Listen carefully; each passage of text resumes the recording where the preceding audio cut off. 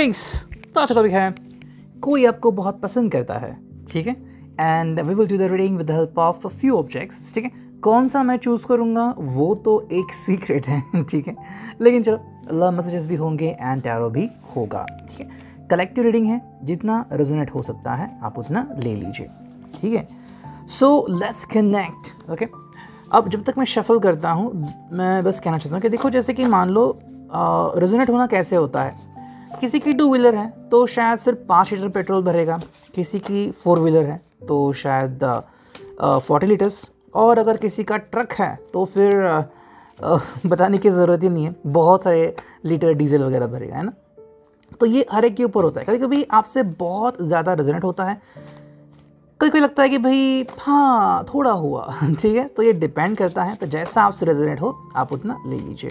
तो कोई आपको बहुत पसंद करता है, देखते हैं क्या आती है रीडिंग। चलो करते हैं कुछ कार्ड्स की सिलेक्शन, ओके। चलो 2 कार्ड्स तो आ गए, तीसरा, चौथा एंड 5वां, 6वां, ठीक है। 6 कार्ड्स हमने ले लिए हैं, देखते हैं अभी क्या है ये रीडिंग। मैं सभी कार्ड्स पहले स्ट्रेट कर लेता हूँ, ओके। सो सभी कार्ड्स अभी आ चुके हैं स्ट्रेट में, ओके। तो पहले हम कार्ड्स देखते हैं, ठीक है। पहला जो है वो है द मैजिशियन, ठीक है। फिर जो है वो है प्रिंसेस ऑफ स्वॉर्ड्स, ओके। फिर हमें जो कार्ड मिला है, जस्ट मिनट, वो है 4 ऑफ स्वॉर्ड्स, 6 ऑफ कप्स, ठीक है। फिर 8 ऑफ स्वॉर्ड्स, ओके। फिर हमें मिला है 7 ऑफ कॉइंस, फिर Queen of Coins and Knight of Cups, ठीक है। I hope you could see that clearly, okay. So क्या है इसका मतलब वो हम देखते हैं, ठीक है। चलो 1 बाय 1 हम सिलेक्ट करते हैं कि इसका मतलब क्या आता है। देखो पहला जो कार्ड है, एज यू कैन सी, ये है द मैजिशियन। मैजिशियन का जो क्लियर मतलब आता है कि भाई कहीं ना कहीं पे यहाँ पे जादू चल रहा है आपके रिश्ते में। आप दोनों की जो कनेक्शन की एक लेवल है बहुत ही खूबसूरत है, एंड कई बार ऐसा होता है कि बस आप दोनों को ही पता होता है कि आप दोनों के बीच में क्या चल रहा है। मान लो आप थिएटर में बैठे हो और वो राइट कोने में बैठे हो और आप लेफ्ट कोने में बैठे हो, फिर भी आप दोनों के बीच में इतना सारा स्पार्क चल रहा है, चाहे वो टेक्स्ट के जरिए हो, वीडियो कॉल के जरिए हो, या फिर इमोजी के जरिए हो, कि आप दोनों ही महसूस कर रहे हैं कि क्या हो रहा है। बाकी पूरी टीम भी अगर आपकी आ जाए वो इस बात को समझ नहीं सकती कि एग्जैक्टली क्या हो रहा है आपके बीच। Princess of swords, as you can see, यहाँ पे कोई भी दुश्मनी नहीं है, कोई भी नेगेटिविटी नहीं है। स्वॉर्ड्स कम्युनिकेशन का एक हिस्सा होता है, बहुत ही कमाल का हिस्सा, ठीक है। जेमिनाई, लिब्रा, एक्वेरियस, ये 3 साइंस होता है इसके लिए। प्रिंसेस ऑफ स्वॉर्ड में मोस्टली जेमिनाई को भी हम कनेक्ट कर सकते हैं, लिब्रा को भी। यहाँ पे ये पर्सन जो है वो मोस्टली आपसे कम्युनिकेट करने की कोशिश कर रहा है, एंड इतना इंटेलेक्चुअली इसको आपसे ज़्यादा कनेक्शन फील होता है कि मान लो वो जो सोचते हैं बिल्कुल आप वैसा ही करते हो। अगर उन्होंने सोचा कि काश आप पिंक ड्रेस पहनो, ग्रीन ड्रेस पहनो, और बिल्कुल आप वही पहन के आते हो, ये कैसे हुआ? ये कम्युनिकेशन होता है। जो वो सोचते हैं तुरंत आपको रिफ्लेक्ट होता है, एंड यही एक सच्ची बात है जो एक दूसरे को बहुत ही दिलचस्प बनाती है ना। And that's what I am telling you कि हर कपल अपने आप में तो खास होता ही है, लेकिन उनमें जो क्वालिटीज़ हैं वो एक दूसरे को और ज़्यादा खास बनाती हैं, ठीक है, ठीक है। तो ये था प्रिंसेस ऑफ स्वॉर्ड्स, ओके। अब इसको हम साइड में रखते हैं। नेक्स्ट कार्ड आ गए हैं वो है 4 ऑफ स्वॉर्ड्स। 4 ऑफ स्वॉर्ड्स ये आता है 3 ऑफ स्वॉर्ड्स के बाद में, यानी कि एक हीलिंग का कार्ड होता है, लेकिन यहाँ पे आ गया है प्रिंसेस ऑफ स्वॉर्ड्स के बाद।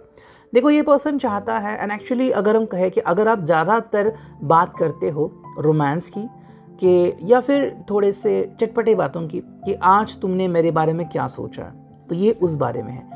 नींद आने के बाद सपने में ये आपके बारे में क्या सोचते हैं, वो सारे ख्यालात यहाँ पे आप समझ पाते हो।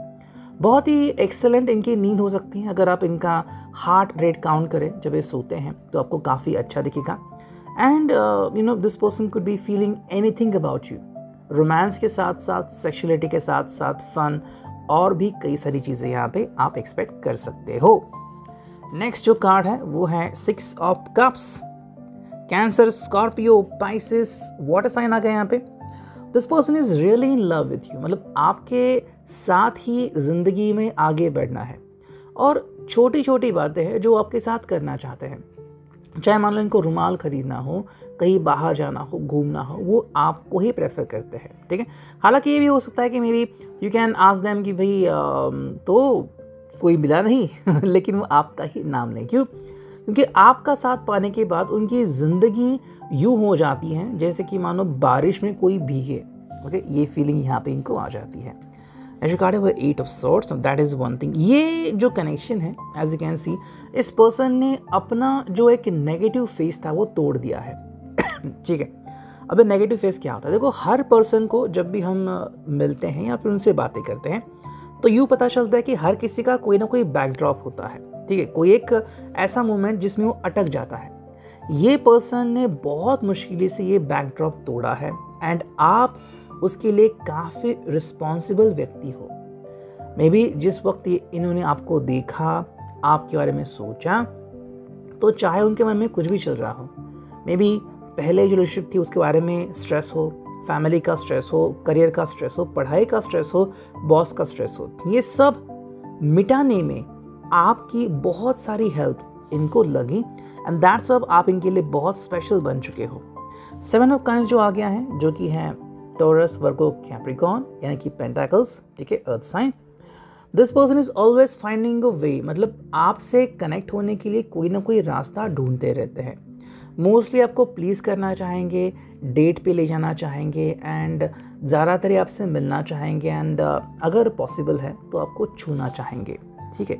अब जो 2 कार्ड बचे हैं उनमें से हैं queen of coins and night of cups, ठीक है। इन दोनों कार्ड में आपको यही दिख रहा है कि भाई दोनों ही आप एक दूसरे को बहुत प्यार करते हो, ठीक है। लेकिन क्वीन ऑफ कॉइंस में what we see over here is that कि ये प्यार का जिक्र कई बार होता है, मतलब आप दोनों आइडेंटिकल कपड़े पहनते हो या फिर जो एक दूसरे को बहुत ज़्यादा पसंदीदा है, जैसे कि परफ्यूम एक्सचेंज करना, परफ्यूम गिफ्ट करना, कोई महंगी चीज़ गिफ्ट करना, मतलब इससे जो भी आपके करीबी हैं, आपके फ्रेंड्स हो, वो तुरंत समझ जाते हैं, भाप जाते हैं कि हाँ कोई तो है जो आपकी ज़िंदगी में है।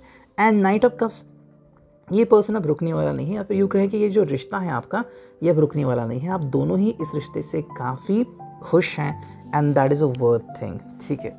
अब देखते हैं लव मैसेजेस से हमें क्या रीडिंग मिलती है। चलो करते हैं कार्ड्स की shuffling and here we go, ठीक है। चलो, 1 कार्ड तो मिला, ठीक है, 2 कार्ड और 2-3 कार्ड और चौथा कार्ड, ठीक है। चलो, इतने कार्ड्स मिल गए, आई थिंक ये काफ़ी है। पहला जो कार्ड है, as you can see, as long as the stars twinkle in the sky, as long as angels are there up high, till the ocean run dry and till the day I die, I will love you। काफ़ी romantic and फ्लर्टिशियस की ये feeling है। I think इस person को flirt करना काफ़ी पसंद है एंड लटका जो इन्हें कहते हैं, मतलब क्या उसे कहते हैं कि फेक एंगर, ये काफ़ी इनको पसंद आता है जब आप इनके ऊपर गुस्सा करते हो।